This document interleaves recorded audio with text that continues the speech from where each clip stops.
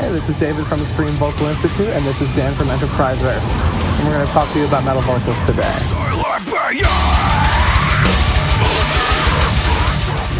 Yeah, we've already been out for 2 weeks so far, though, in Canada. And oh, was it Canada run first? yeah, Nice. we did our own headliner, and it was fun. Yeah. Oh, very nice. I got That's awesome. sick on the way, too. Oh, boy. Yeah. Feeling a bit over that now? Yeah, I'm just on the latter end of it. I had fever for a couple of days, and then I had a sore throat, and I developed an upper respiratory infection. Ooh, that's no joke. No. How are you feeling now past that? I feel a little better. I'm still like coughing some stuff up, but I feel like I'm back at it, you know. How do you personally handle still having to get up and go to work every day, even though you have all of that going on up here? I mean, it's a little bit harder, like holding out, like my sustain is harder, especially when my lungs are full of phlegm. But I guess handling it is, I just have to do a little bit more self-care when it comes to that. I have to definitely drink maybe 2 warm drinks a day, just to kind of keep it from getting cold, especially since it's like cold in Canada. And just like breathing in the air tightens up my throat.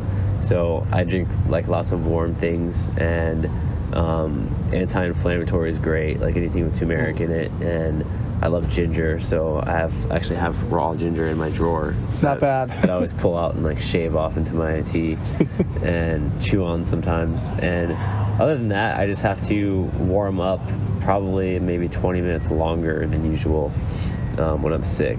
Okay. But I usually get sick on tour anyway, and I used to get sick, and I played with strep throat. Oh, really? Yeah, I had strep throat for an entire tour. That probably didn't feel too great. No, and I didn't see a doctor or get antibiotics or anything like that, so... Ooh, just kind of wrote it out? Yeah, wrote it out, and unfortunately, my method back then was just to, like, take some shots of whiskey and get on stage to survive, but now I'm just, like, going all raw, like, no ibuprofen, no anything, just all natural. So your sound was part of what I was going to get into next, especially like going into this new record cycle. Congrats on the songs you've released so far. Thank you. Everything's being super well received. It's awesome seeing people kind of going nuts over it. Yeah. It sounds like you've opened up a lot in terms of your form, and you're kind of experimenting with a lot of different things movement-wise in the music. Would you feel like you've done that? Yeah, because I mean, with our past material, I was very... Like, basically, when I did Infinite Annihilator, it really blew, like, up or whatever, and, kids knew me as this really brutal guy, And so before that, I mean, most people don't know that I was, like, in a gent band, and I did, like, hardcore stuff and, like, metalcore, and so people don't really know me for those aspects. And so I kind of like ditched those techniques in order to kind of like cater and appease the people, like my fans that I had already existed. Yeah. And with like the new stuff, I kind of just, wanted to do my own thing and like go back to my roots and do like pretty much everything I have in my arsenal, as opposed to just limiting myself. Yeah, you can really hear the variety in the newer material that's been coming out. With your specific sound, you can really hear that you're kind of moving around and creating different shapes with the mouth and handling yourself in a way that a lot of people don't, because the tone you're able to get out is pretty unique. How was like the process of getting into that? Because like you said, being involved in so many different kinds of metal, how did you kind of find your way to that sound? What was that process like for you? I think it was just the fact, I mean, I've been doing it for maybe at least 12 solid years. And just over time, I've kind of like found my sweet spot in each like bit of my range, and I think it just kind of became muscle memory, and whether it sounded unique or not, it was just like what I could do to the best of my ability. And so I kind of think I got lucky just in the fact that that's my anatomy, because a lot of what makes a unique sound or even a vocalist sound is his special like thumbprint DNA anatomy, just like his body. And so I just am lucky, I guess, or blessed, some people would say. I mean, a lot of people don't spend enough time, I believe, working on their own voice. Yes. I feel like it's good to aspire I feel to the same exact way. Yeah. A lot of people aspire to like be a lot like one person or another, but I think it's when you start to really cultivate what you yourself are capable of is when like the real intense sounds start to come out. Yes. So I'm glad you feel like you've really found that here. Yes, exactly. And for me, like, I never had one specific person that I wanted to sound like. For me, I took influence from everything as a whole.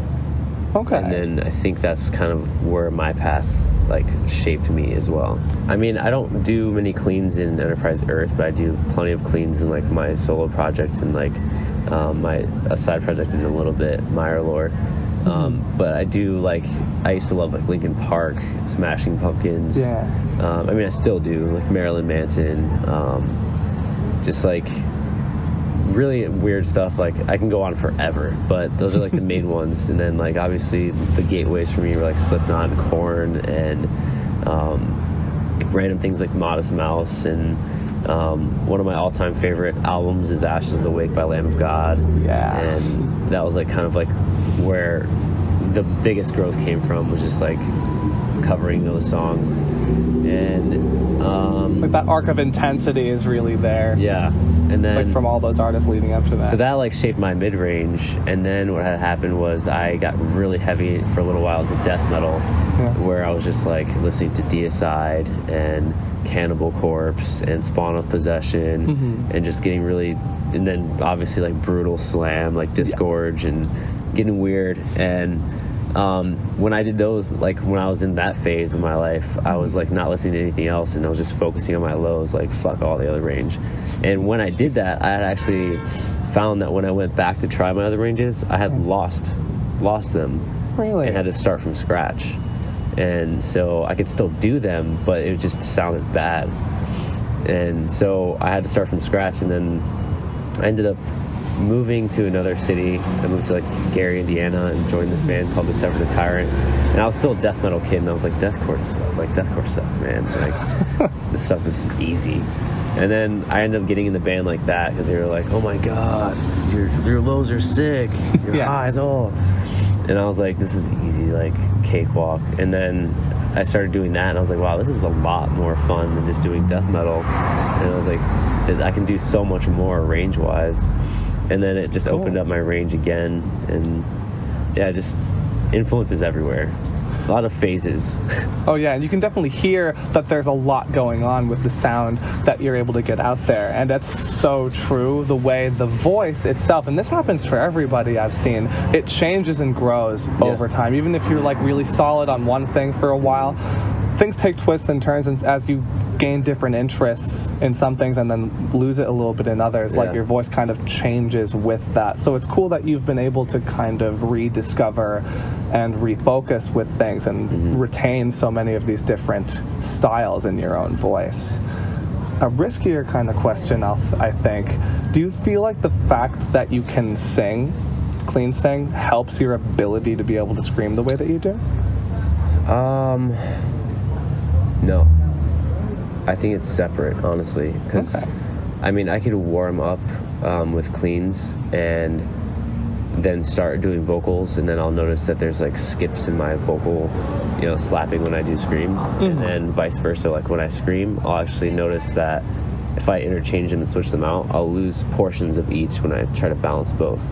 And so, like for instance, when I am screaming and then I switch to singing, I'll notice that I lose like my higher range, like my falsetto, and I'll lose like certain things, and it's just like I feel like I could get better at it if I like literally focused on it so much, but I noticed that if I want to get better at screaming, that like practicing singing and cleans doesn't help me. But to each his own. I mean, for some people it could very well help. Yeah, and that balance is different for everybody and the things you notice about yourself. And it seems like the kind of practice routine you've given yourself really works. And that's actually the last question I wanted to ask you today, is about practice and how you do that when you're on tour, how you practice and keep yourself maintained, and then when you're at home in those in-between times as well. What's kind of your method for sustaining what you have? At home, hit the space bar and just run through my set. Yeah. Like, and then if I'm having trouble in a certain area, I will go back to that part and then practice that part a few times and then start the whole song over again and then see if I can nail it. And then as soon as I feel any sort of like discomfort or fatigue, or I just know that feeling, I know my body well enough to know when it's like time to throw in the towel for the day. Mm-hmm. And for tour, just to maintain every single night, I think the biggest advice I give to anyone is always to hold back a little bit. Like, especially when you're on stage and sometimes you can't hear yourself very well, our natural instinct is to overcompensate. It's just like when you're in a loud room, your natural instinct is to shout to be heard. And it's the same concept on stage, is to overcompensate, push harder. And so having muscle memory and just knowing your body well enough to know that the feeling of you doing your vocals correctly, as opposed to relying on a monitor to hear yourself, is the main thing. Because there's been so many times where I have not been able to hear myself, like the monitor got unplugged or the sound guy sucks, whatever. Yeah, things happen. Yeah, everything happens. And the biggest thing would always be that, like, whatever would ruin me was overcompensating and then getting fatigued, and then I'd have to work on, because for me it's just like any muscle you work in your body. If you lift too much weight and you strain yourself, like, you can't just do that again tomorrow.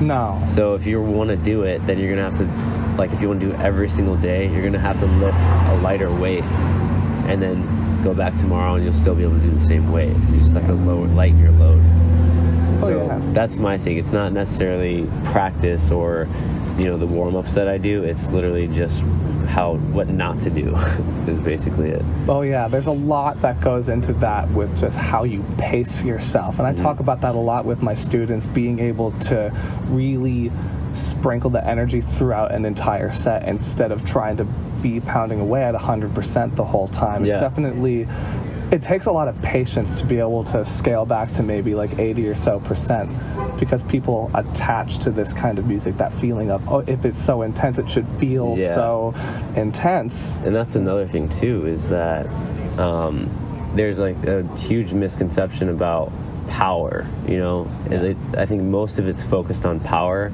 as opposed to where it should be focused is tone. Tone and quality. And when you just focus on being the loudest guy in the room and the most brutal and loudest and most energetic, you might be done in 2 songs. And then at the same time, when you're going 100%, it's not, to me, it doesn't sound as good as when you focus on quality and tone. So if you can focus on quality and tone, you'll sound better, have more stamina, and you'll definitely be able to tour and last a lot longer. Yeah, and so you win every single time when you just focus on control, tone, and you're not being that guy. Yeah, exactly. Don't be that guy. Do not be that guy. And those are all really good points. Thank you again so much for making time for us today. Again, I'm David Benitez with Extreme Vocal Institute, and this is Dan Watson from Enterprise Earth. I'm going to see you soon. It's a pleasure. Thank you. You're welcome.